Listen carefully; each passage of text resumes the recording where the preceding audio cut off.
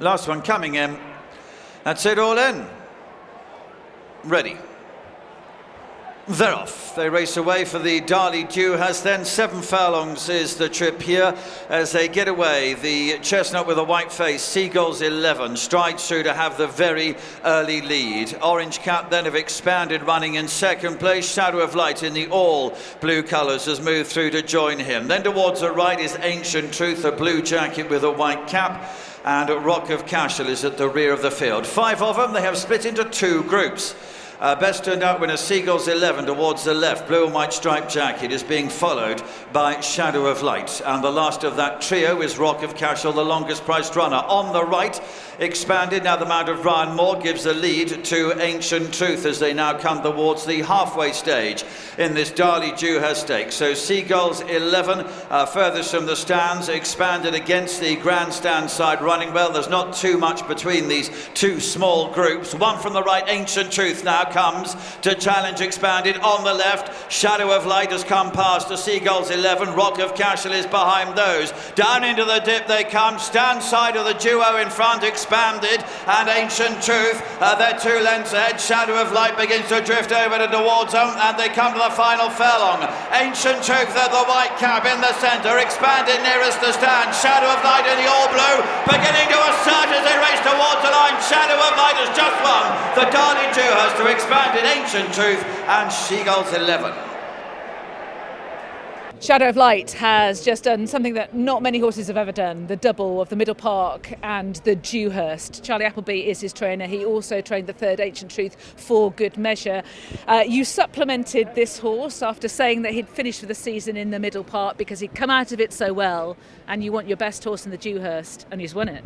No, I say first and foremost, full credit to all the team. As we know, these horses, in doing what he did 2 weeks ago, you have to have full confidence in the people who are around the horse and riding horse. And Paul Edry and all the lads back in the yard there around the horse have done a fantastic job. And like I say, we were happy to go ahead and supplement at that stage. But had the horse have not been firing on all cylinders come declaration stage, we wouldn't have ran.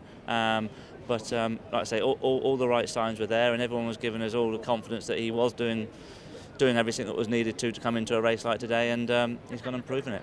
Yeah, it's a difficult race to unpick, isn't it? 5 runners, they've split into 2 groups. The race panned out differently, I think, as to how you're imagining this time yesterday. Obviously, we've had rain since then, and we had that split. Talk me through your perspective on the race. Well, to be honest with you, like I say, when you've got a 5-runner event and it splits like it did, it was a little bit not frustrating. You've got the reason you have the jocks that you hopefully have on your side is that they have to make the decisions there, and they're split decisions. And James stuck to go follow Ryan, and ultimately that was a good decision because Ryan was going into a nice gallop up on the stand side there. James's horse just ran a bit free and fresh there early, and it probably just paid the last sort of 100 yards, I'd have said.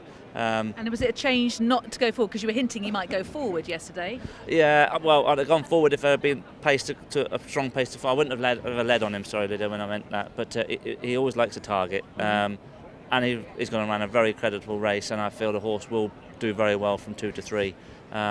Williams was in a nice position, I thought. They were going a nice even pace over there. William was right behind the lead. My concern started to come from the 3 to the 2, and I thought, for a horse that travels normally quite sweetly, he's coming under the pump a bit earlier than one would have liked. But once they sort of hit the rising ground, I could see he was staying at it, but I wasn't sure. I just knew that stand side had looked like they got the edge, to be brutally honest with you. But thankfully they sort of veered towards the centre, and William veered into the centre, and that's what William, first thing I asked William was, I need to say what everyone was going to ask me afterwards, is trip and next year. I'm building up to it. Yeah. So I said, well, you better give me some ammo here. But no, he did say that he felt the horse was picking up all the time up the hill. He said, but once I got company, then he found again. So on that evidence, he's a horse that we will train towards the Guineas, needless to say. And Lydia, if he doesn't stay, and the mile in May, then we know what we'll be dropping back to, and needless to say, we'll drop back to a Commonwealth. And as you say, though, once you decide to make that decision, he's now got to hit every mark, hasn't he, between now and May? No, that's right. And it doesn't mean that he can't become a Commonwealth horse. It was one of those. We felt it's clearer. If he hadn't stayed today, well, we said fine, it's no problem. We've got a Commonwealth horse. But now he's done what he's done, and he all of a sudden puts himself bang in a Guineas picture. And in your mind and in William's mind, would you not mark him up for having to come across and join the two horses that turned out to be his main rivals in a Dewhurst? I mean, he's done well, hasn't he? Very much so. And I wouldn't like to say he's particularly handled the ground, because, as we say, he travelled sweeter into the race on slightly better ground. It was still good to soft in the middle part, but we know that rain's got in there now, and I felt the horse travelled sweeter into it that day. So hopefully in the spring, when on a sounder surface, that'll help him travel into that race and give him the best opportunity to see out the mile. And from what you were saying about Ancient Truth, does that mean that you'll be still targeting him at a Guinness as well? Yeah, I see no reason not to. I'm like, here, you can mark that run up for me. He's come off a nice break. Even this morning I had a canter up, but we always give him a canter in the morning there before we come up to Newmarket. Cantered up there, he was fresh and well, and I did say to Shane, I said, is he a bit too fresh? He said, he's probably looking at a few things, but I think he was just showing his wellness, and he just ran a bit too free there for the first furlong to really put something to bed at the business end, should we say. This is your third Dewhurst. You've won it with Pinatubo and with Native Trail. Is Shadow of Light the best of those?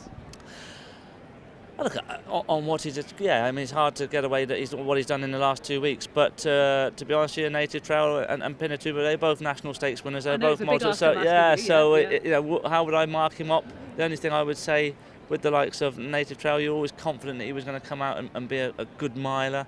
Pinatubo, as we know, it was always there was a bit of a question mark there slightly, but I wouldn't want to really put that sort of pigeonhole them at all. But they're all great colts. And finally, this success you mentioned yesterday again in talking about how you prepared Ancient Truth, how much the Dewhurst means to you on this particular 2 days here at Newmarket. What will it mean to you and the team?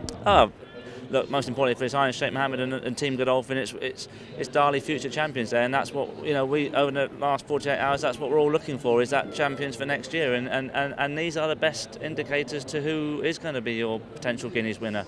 As we can all say that you go through the stats, the Dewhurst has brought up the most Guineas winners. The Fillies Mile has produced the most Guineas winners. So to win them, it puts us on the front foot, should we say, hopefully for the spring.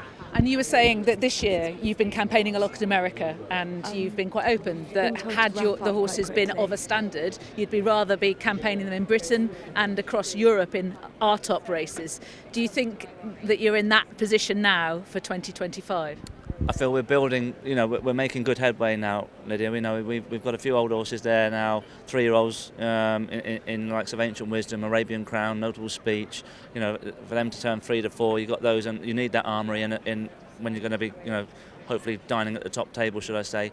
And these 2-year-olds, they're one of the nicest bunch of 2-year-olds. At the end of the day, you can all say you think you got nicer, but they've got to go and do it, and that's what these horses have done over the last 48 hours. They've been there and done it now, and you can't not have confidence going into the spring of their 3-year-old careers on the back of what they've done. But those horses in America, they've done their job as well.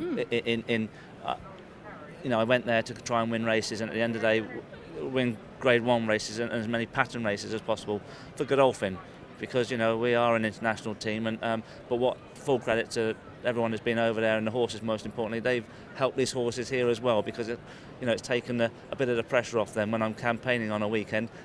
Everyone likes to write about what I'm doing in America, and it will protect those horses here. So they've done their job as there and here, to be fair to them. Well, you have to play your team as you see it to maximise their success, which is what absolutely you're doing. This season is not yet over. I'm sure there'll be many more success for you, but you've whetted our appetite for 2025, and I'm sure your team will enjoy great success there. Many congratulations today, Charlie. Very kind. Thank you very much, Lydia. Thank you. Thanks. Cheers. Thanks. Watch live racing now on racingtv.com.